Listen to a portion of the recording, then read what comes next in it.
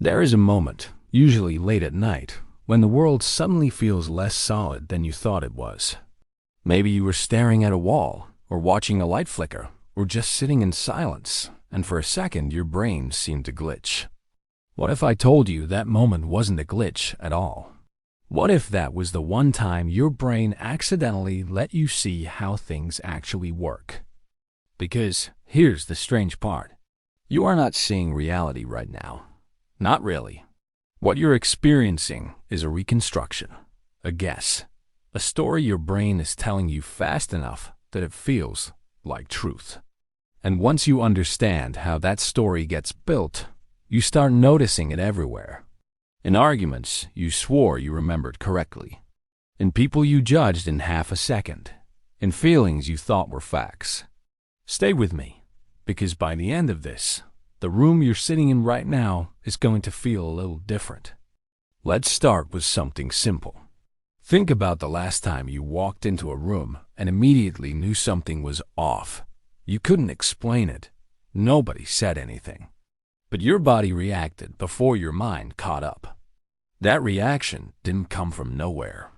It came from a part of your brain that has been quietly running predictions about the world since before you could talk. Here's what nobody talks about. Your brain doesn't wait for information to arrive and then interpret it. It predicts what it expects to see, hear, and feel, and then it only bothers correcting itself when reality pushes back hard enough. In other words, most of what you call perception is actually expectation, wearing the costume of certainty. Think about it.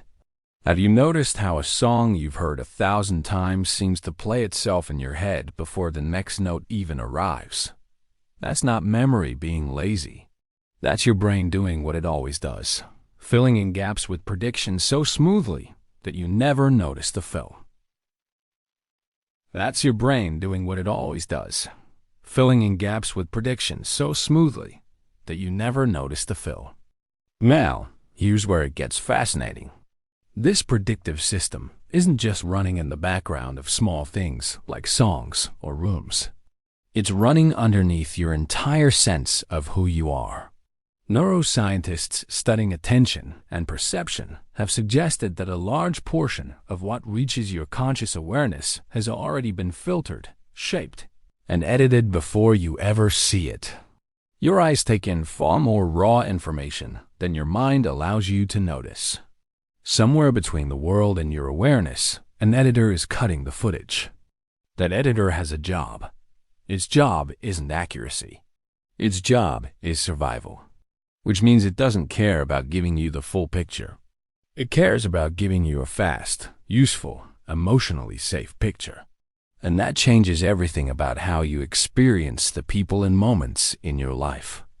Imagine two people watching the exact same conversation. One walks away feeling disrespected. The other walks away feeling like nothing happened at all. Same words, same room, same tone of voice even. But two entirely different realities were experienced because each brain was running its own prediction engine, shaped by old wounds, old relationships, old fears that had nothing to do with the actual moment. This is where a strange truth starts to surface. You don't react to what happens to you. You react to what your brain predicted would happen, matched against what actually did. When those two things line up, life feels calm. When they don't, you feel something sharp. Confusion, anger, hurt. Not because the world wronged you, but because your internal model of the world was suddenly proven wrong. And that is one of the most uncomfortable experiences a human brain can have. That discomfort has a name in psychology. It's often described as a violation of expectation, and it activates some of the same threat circuitry in the brain that responds to actual physical danger. Your amygdala, the part of your brain wired to detect threat, doesn't distinguish cleanly between someone insulted me and someone is dangerous. Both can trigger a similar alarm, which is why an unexpected text message, an unread notification, a friend who didn't laugh at your joke can suddenly feel disproportionately heavy. Your body isn't overreacting to the event. It's reacting to a broken prediction. But wait, it gets even stranger. If most of what you experience is prediction, then who is doing the predicting? The answer is uncomfortable for a lot of people to sit with. It's you, but a version of you built entirely out of your past. Every relationship you've had, every disappointment, every moment you were praised or ignored as a child, all of it quietly wrote the algorithm your brain now uses to predict the present. You are not just living in this moment. You are living inside a simulation trained on your history and mistaking it for objective truth. This is why two siblings raised in the same house can remember an entire childhood completely differently. Not because one of them is lying, because their prediction engines were trained on different emotional data, even inside the same four walls. Here's what's interesting. This also explains something most people never connect to psychology at all: déjà vu. That eerie feeling that you've lived this exact moment before. Some researchers believe déjà vu might happen when your brain's fast, automatic recognition system fires slightly out of sync with your slower, conscious awareness, creating the illusion of memory in a moment that is actually brand new. In other words, déjà vu might be one of the rare times your brain accidentally shows you its own machinery working. Now think about how much of your identity is built on memories you're absolutely certain about. Here's the twist that unsettles a lot of people the first time they hear it. Memory is not a recording. It is a reconstruction, rebuilt slightly differently every single time you access it. Some psychologists compare it less to a video file and more to a story that gets rewritten a little every time it's told, using whatever emotional lens you're currently wearing. That means the version of your first heartbreak that you remember today is not the same memory you had 5 years ago. It has been quietly edited by every version of you that has revisited it since, not because you're forgetful, because that's simply how human memory works. Let that sit for a second. The past you carry inside you isn't fixed. It's alive, shifting, being rewritten in real time, shaped by who you are now more than who you were then. So if perception is prediction and memory is reconstruction, what does that mean for the way you see other people? Here's something most people completely miss. Within a fraction of a second of meeting someone, your brain has already formed a judgment about their trustworthiness, competence, and warmth. Long before you've had a real conversation, long before you know anything true about them, an internal verdict has already been issued. Psychologists have described this as a kind of rapid, automatic social categorization, built more from pattern matching than from actual evidence. Which means the coworker you instantly liked, the stranger you instantly distrusted, the person you swore gave off bad energy, may have had very little to do with them at all. It may have had everything to do with someone else they unconsciously reminded you of, a tone of voice similar to an old friend, a facial expression that echoed a parent. Your brain wasn't analyzing them.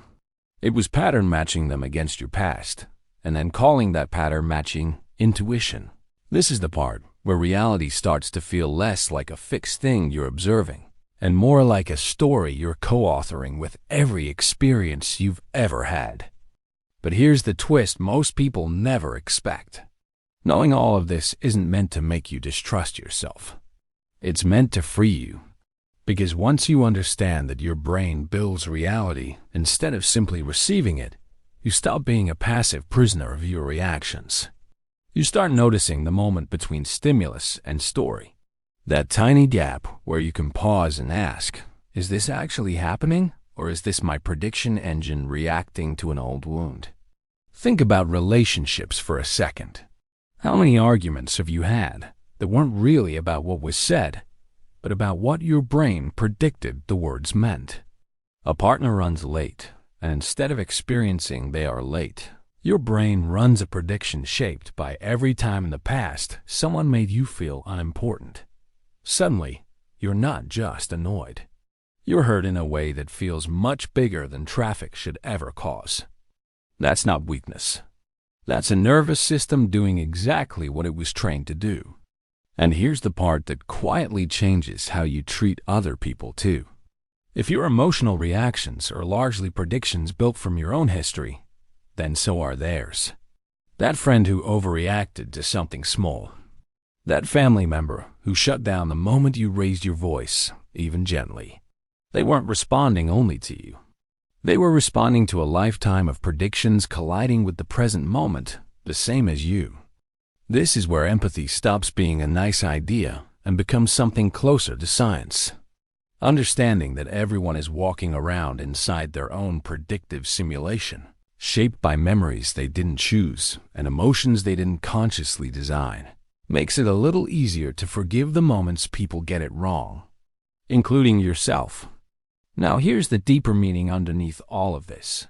If reality, memory, and other people are all filtered through a prediction, then the person you believe yourself to be right now is also a prediction. Your identity isn't a fixed object sitting inside you.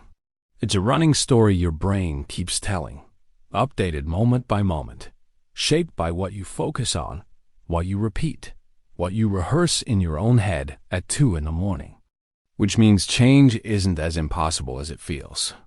If your brain built its current model of you through repetition, then repetition can also rebuild it. Not through willpower alone, but through consistently giving your prediction engine new evidence to work with, new experiences, new reactions, new proof that contradicts the old story. This is why some psychologists describe personal growth less as becoming a new person and more as quietly retraining an old prediction system with new data, one small moment at a time. So the next time reality throws something at you that stings more than it should, pause before reacting. Ask yourself a quiet question. Is this the actual moment happening in front of me? Or is this an old prediction wearing today's clothes? Because once you see that gap, you can't unsee it. Every overreaction, every instant judgment, every flash of déjà vu, every memory you were once so certain about starts to look a little different, less like fixed truth, more like a living story your mind keeps quietly rewriting to keep you safe. And if the mind can rewrite reality this quietly, imagine what it's doing to your sense of time itself. Why some days stretch for what feels like weeks, while entire years seem to disappear in a blur the moment you try to remember them. That's a different kind of illusion your brain is running right now. And once you understand it, you'll never look at a clock the same way again.